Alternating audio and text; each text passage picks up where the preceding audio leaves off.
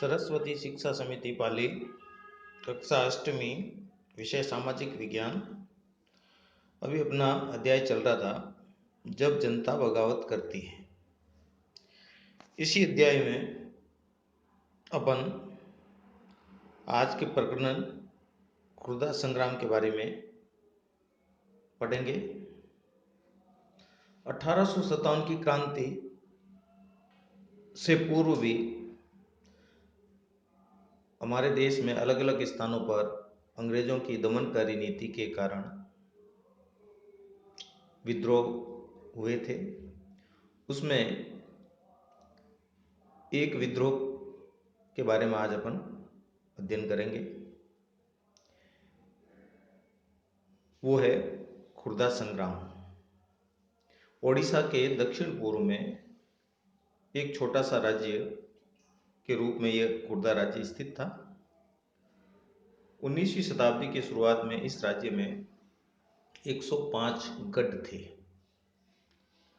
जिनमें 60 ऐसे बड़े गांव थे जिनमें ये गढ़ थे। इसके अलावा भी 1109 इस रियासत के छोटे गांव थे और यह राज्य एक जनसंख्या बहुल, अधिकतर घना और उपजाऊ क्षेत्र वाला राज्य था और इसके शासक थे वीर किशोर देव और इनके खुद के 4 परगने तथा जगन्नाथ मंदिर के संचालन के अधिकार सहित 14 गढ़ों के प्रशासनिक उत्तरदायित्व को अंग्रेजों ने इनसे छीन लिया था।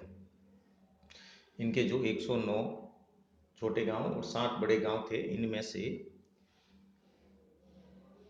4 बड़े परगनों यानी 4 बड़े रियासतों को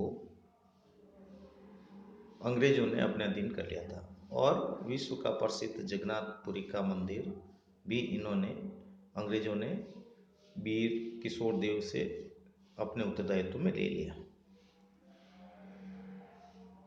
वीर किशोर देव के उत्तराधिकारी थे मुकुंद देव द्वितीय। वो इस घटना से काफी दुखी थे क्योंकि उनके स्वयं के अधिकृत परगनों को और जगन्नाथपुरी के मंदिर को, जो उनके वंश का मंदिर था, उनके कुल का मंदिर था, जो उन्होंने मराठों के दबाव से अंग्रेजों ने छीन लिया। 1803 में अंग्रेजों ने ओडिशा को अपने कब्जे में भी ले लिया और मुकुंद देव ने अंग्रेजों को मराठों के बीच अपना संघर्ष जारी रखा और एक मौका देखते हुए अपने जो खोए हुए क्षेत्र थे 4 परगना और जगन्नाथ मंदिर, उससे देख रेख से संबंधित अधिकार उन्होंने पुनः अंग्रेजों से प्राप्त करने के लिए बातचीत की। लेकिन अंग्रेजों ने मुकुंद देव से बातचीत में कोई रुचि नहीं दिखाई और इससे दुखी होकर मुकुंद देव ने ओडिशा के जो दूसरे सामंत और राजाओं के साथ मिलकर मराठों के गुप्त समर्थन से मुकुंद देव ने अपने अधिकारों को लागू करने का प्रयास किया। इससे अंग्रेज नाराज हो गए और उन्होंने मुकुंद देव को खुर्दा राज्य से विस्थापित कर दिया और इस खुर्दा राज्य को अंग्रेजी राज्य में मिला दिया। मुकुंद देव को एक निश्चित अनुदान राशि तय करके और जगन्नाथ मंदिर का जिम्मा देख रेख का देकर उनका निवास उन्होंने खुर्दा से पुरी में निश्चित कर दिया।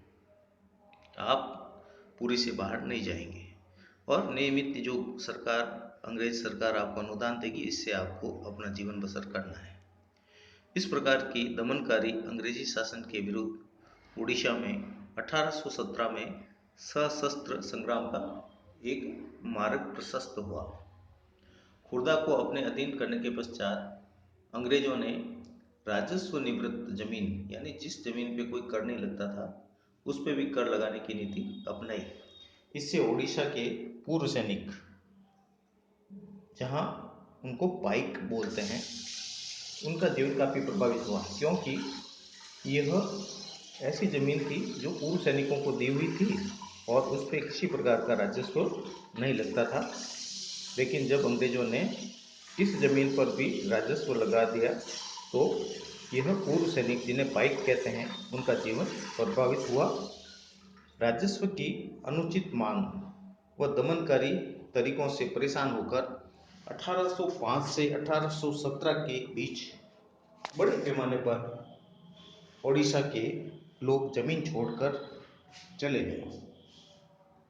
लेकिन अंग्रेजों को उससे कुछ फर्क नहीं पड़ा। जमीन की उपजाऊ क्षमता और प्राकृतिक आपदाओं की अनदेखी करते हुए भी अंग्रेजों ने राजस्व वृद्धि जारी रखी। हुआ क्या कि खुर्दा राज्य को अपने अधीन करने के पश्चात भी अंग्रेज लगातार ऐसी जमीन जिसकी उपजाऊ क्षमता कम थी, फिर भी उसका राजस्व उपजाऊ जमीन के बराबर, और प्राकृतिक आपदाएं वैसे भी ओडिशा में खूब आती है, तूफान, सूखा, उन सब से भी कोई परवाह न करते हुए अंग्रेजों ने राजस्व बराबर लेना प्रारंभ रखा और उसमें निरंतर वृद्धि भी जारी रखी। इससे क्या हुआ, खुर्दा के लोग वहां से परेशान होकर जाने लगे। जो खुर्दा के विस्थापित राजा, जिनको पुरी में विस्थापित कर दिया था, उनका निवास पुरी में कर दिया था, मुकुंद देव, उनके वंशानुगत सेनानायक थे जगबंधु विद्याधर महापात्र भरमर राय, जिन्हें लोग बख्शी जगबंधु के नाम से भी जानते थे। वे ऐसे ही एक बेदखल जमींदार थे। उनको भी जमींदारी दी हुई थी जिस पे राजस्व नहीं लगता था, लेकिन अंग्रेजों ने उनको भी क्या किया, बेदखल कर दिया और एक तरह से वो भिखारी की जिंदगी बिताने के लिए मजबूर हो गए। खुर्दा के लोगों के दिए अपने दान से उनका जीवन बसर चलने लगा। इस प्रकार एक सेना नायक के साथ अंग्रेजों ने ऐसा व्यवहार किया। साथ ही अंग्रेजों ने चांदी के सिक्कों का प्रचलन कर दिया और यह तय कर दिया कि जो भी राजस्व मिलेगा वह अब इस नई मुद्रा यानी चांदी के सिक्कों में ही अंग्रेजों को देना होगा। खाद्य सामग्री की कीमतों में वृद्धि कर दी, नमक के उत्पादन में कमी कर दी, जिससे नमक बनाने वाले लोग बेरोजगार हो गए। स्थानीय जो जमीन थी, जो पाइकों से उन्होंने कब्जे में ली थी, इस जमीन को भी उन्होंने बंगाल के जमींदारों को कलकत्ता में जाके नीलाम कर दी, जिसके कारण बंगाल के जमींदारों का आना जाना ओडिशा में बढ़ गया।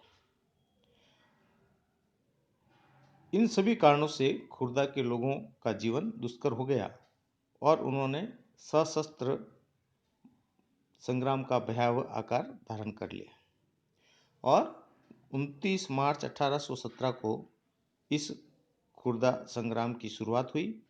परिणाम स्वरूप जो पाइक थे, जिन्हें अपन पूर्व सैनिक कहते हैं, उन्होंने बानपुर पुलिस चौकी पर और अन्य अंग्रेजों के जो सरकारी संस्थान थे उन पर कब्जा कर लिया।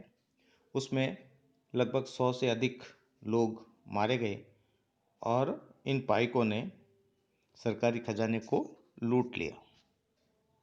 शीघ्र ही इस खुर्दा संग्राम की आग आसपास के क्षेत्रों में फैल गई और अन्य जो जमींदार थे वो भी उत्साह में आ गए और उन्होंने भी इन पूर्व सैनिक पाइकों से मिल गए और जो इन पाइकों के साथ नहीं मिले जमींदार, उनको भी पाइक जमींदार, इन लोगों ने उनको प्रताड़ित करना शुरू किया और एक नारा दे दिया, कर मत दो, यानी किसी प्रकार का राजस्व अंग्रेजों को मत दो।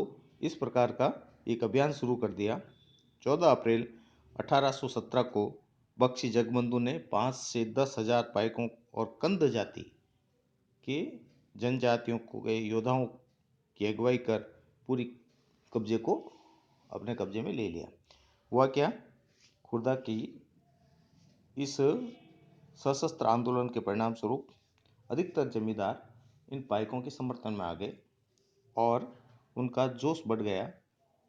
पाइकों ने एक नारा दे दिया, किसी प्रकार का राजस्व यानी कर अंग्रेजों को नहीं देना, और इसी से परिणाम स्वरूप इस जगबंधु बख्शी ने 5-10 हजार ऐसे पाइक और कंद जाति के जो जनजाति के योद्धा थे उनको साथ लेकर पुरी को अपने अधिकार में ले लिया, उस पर कब्जा कर लिया और मुकुंद देव को उसका राजा घोषित कर दिया।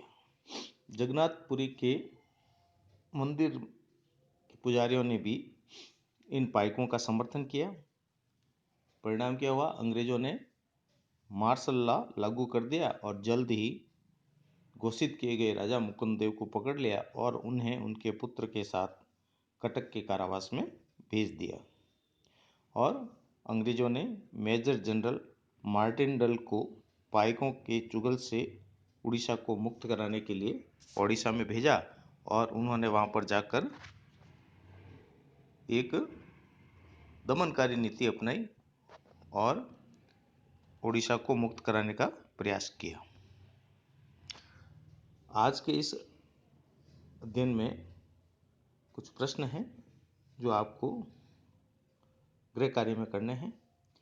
खुर्दा संग्राम कौन से राज्य से संबंधित है? तो उत्तर होगा ओडिशा राज्य से संबंधित है। पाइक किसे कहा जाता था? ओडिशा में पूर्व सैनिकों को पाइक कहा जाता था। खुर्दा संग्राम की शुरुआत कब हुई? तो खुर्दा संग्राम की शुरुआत 29 मार्च 1817 को हुई। धन्यवाद।